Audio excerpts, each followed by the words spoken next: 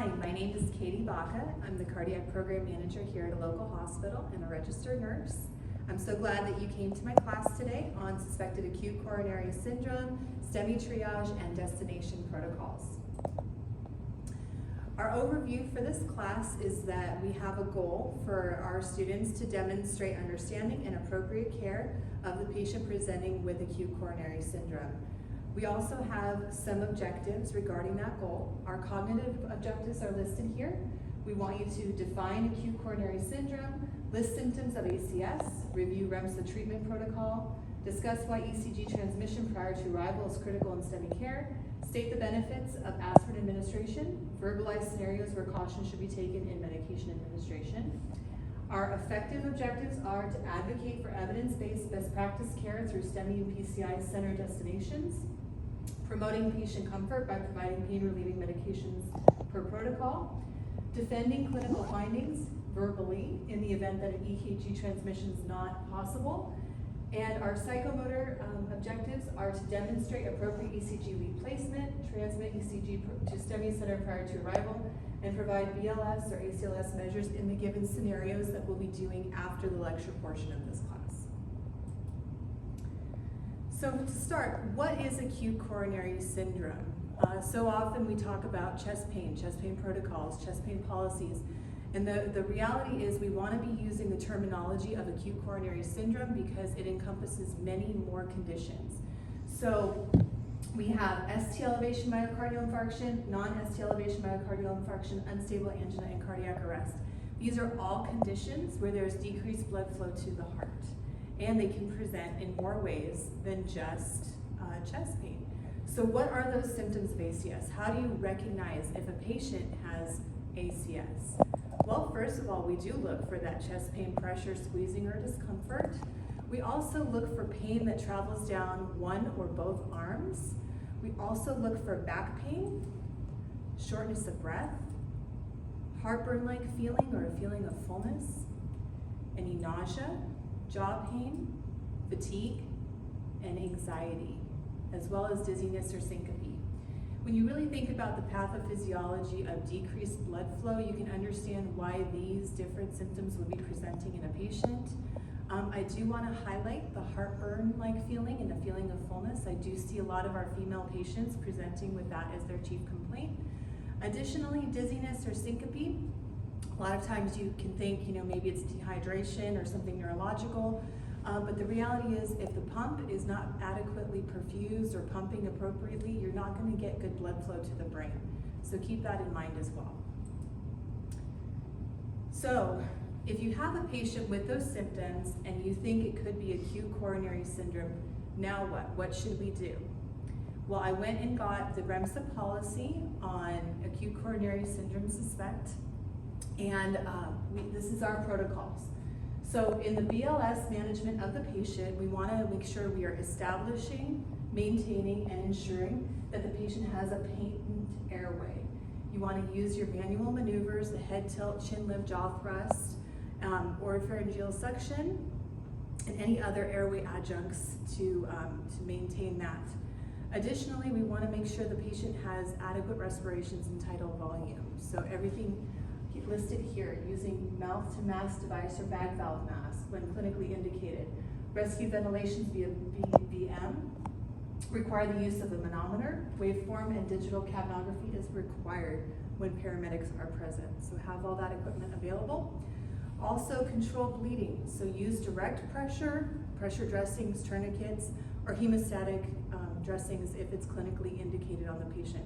So that's your ABCs of BLS management. We also want to give the patient oxygen as clinically indicated to get the oxygen level up to 94%. A range of 88 to 92% is acceptable for patients with a history of COPD if you have that information available. Additionally, we want you to position the patient as clinically indicated for safety, comfort, and to meet physiologic requirements. Additional BLS management that we want you to be aware of is that when the patient's systolic BP is greater than 90, assist them with administration of their own physician-prescribed nitroglycerin, okay? They can have a max of 1.2 milligrams, and monitor the patient for any signs of hypotension, and make sure you're documenting that the patient is self-administering that nitroglycerin. Otherwise, you can also assist the patient in self-administration of aspirin with a maximum dose of 324 milligrams. Make sure you're using the chewable kind of aspirin though for maximum absorption. Monitor that patient, record the patient's self-administration in the ePCR again as self-administered.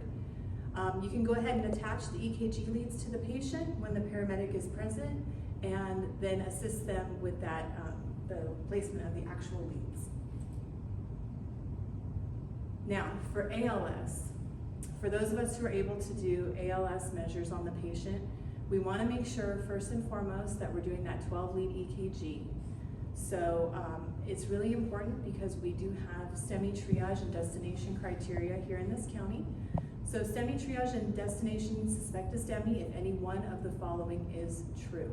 So if you have a patient with a 12 lead that shows 1 millimeter or greater ST segment elevation in 2 contiguous leads with reciprocal depression, if the paramedic, you the paramedic, interpret it as ST elevation or STEMI, because we know sometimes our machines fail us, and if the ECG monitor reads acute MI or acute MI suspected, you'll see big stars at the top of the EKG that lists those. Those are all criteria for STEMI triage and for destination STEMI center, so you'll be coming to a facility like us that can do PCI and perform interventions on the patient. We want you to immediately transmit that 12-lead EKG. All of our monitors have the capability of transmitting, so if you feel it is a STEMI, make sure you put in the correct destination hospital, and we will get that EKG prior to patient arrival. The goal is for early notification to the closest STEMI receiving center prior to transport or as soon as that STEMI is identified. And if you feel like a patient is not doing well, maybe they're not quite a STEMI, but you're concerned, your gut's telling you something's wrong with this patient, go ahead and do serial 12-lead EKGs if you're suspecting that. And once the EKG meets STEMI criteria, you can go ahead and send that one to us as well, and we will get that activation started. The reason why that's important is because heart attacks can evolve. So here's a case example of a patient that we had with an initial EKG that wasn't quite concerning, nothing really to write home about on that. And then 6 minutes later, you can see the evolution, and we're over here in the LAD occlusion territory. So very important that you monitor the changes in EKG and that you communicate any changes along the way. So to continue with the ALS patient management, we want to make sure that we're establishing and ensuring peripheral IV and IO access, and consider a large bore IV if a STEMI is suspected or confirmed. If I can also suggest, many centers now are moving towards radial access for STEMI intervention. So instead of going through the femoral sites on a patient, they're now going through the radial site or the arteries of the wrist. And it is really important, if possible, if you can avoid the right radial location when you're putting an IV in. If you can try and aim for the left side, left arm, that would be great. But if we need an IV, we need an IV. We'll take it wherever we can get it. Additionally, we have different medications that we recommend for these patients. So obviously 324 of aspirin, the 481 milligram chewable tablets is what we want to see for our patients. We do not administer those to pediatric patients, and any further repetition requires a base hospital order. So you would call a base hospital if for some reason maybe the patient vomited or something like that, and you feel like you need to repeat that dosage.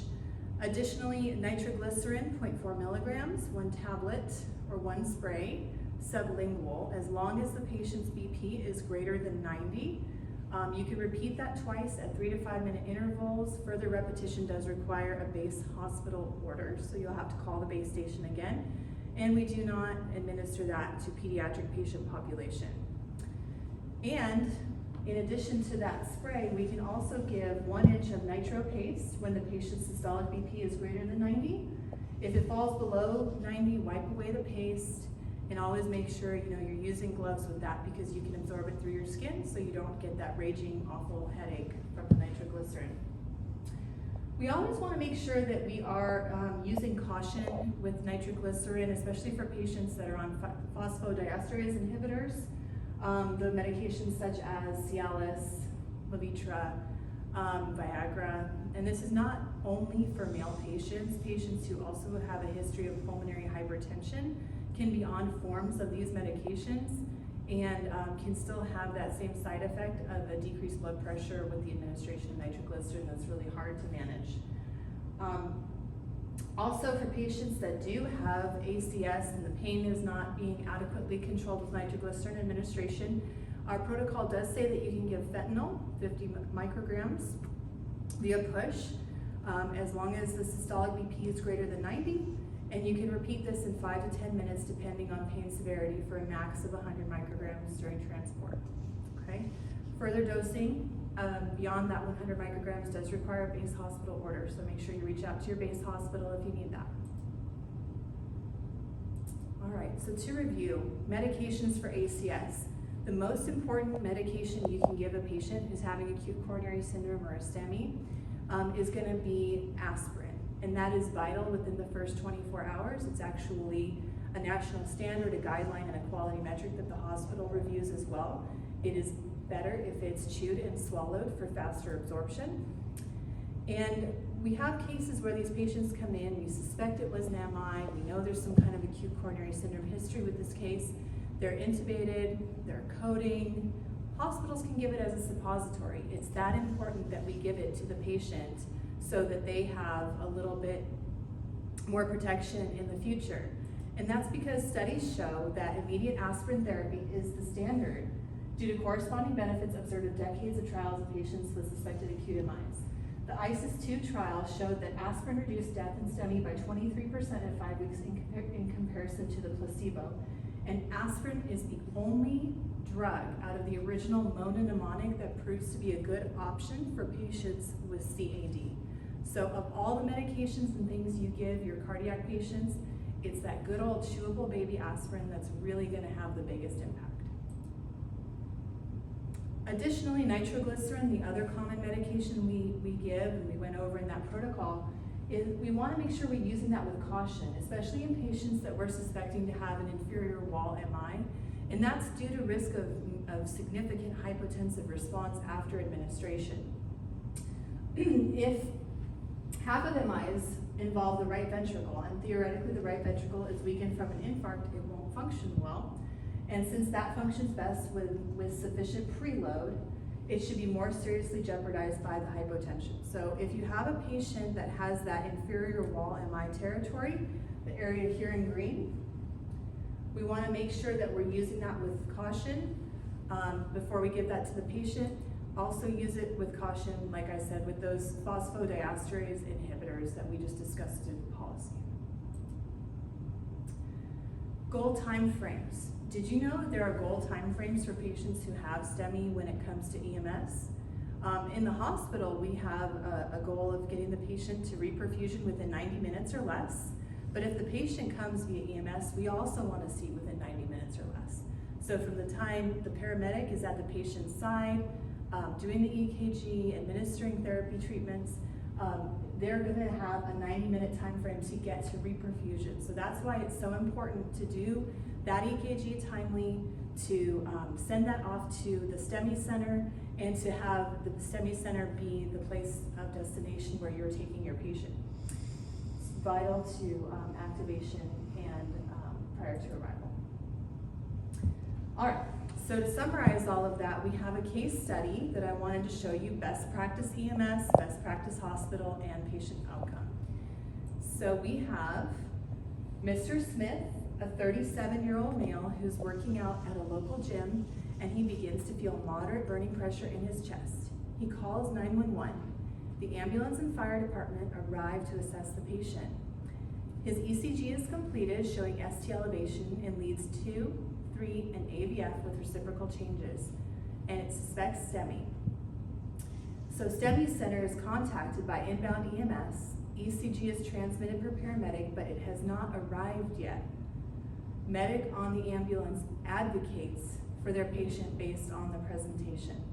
So this does happen sometimes here. We have signal issues in the hills of the area, and we've really encouraged our paramedics to advocate, tell us exactly what's going on with that patient, sell the car, tell us that this patient is really decompensating and is a true STEMI, especially when they're so young, 37 years old. It's possible that a doctor could say 37, you know, there's no way they're having an MI. But the reality is, if you present what you're seeing with your patient, it's going to be a much more convincing story for the hospital to activate our teams.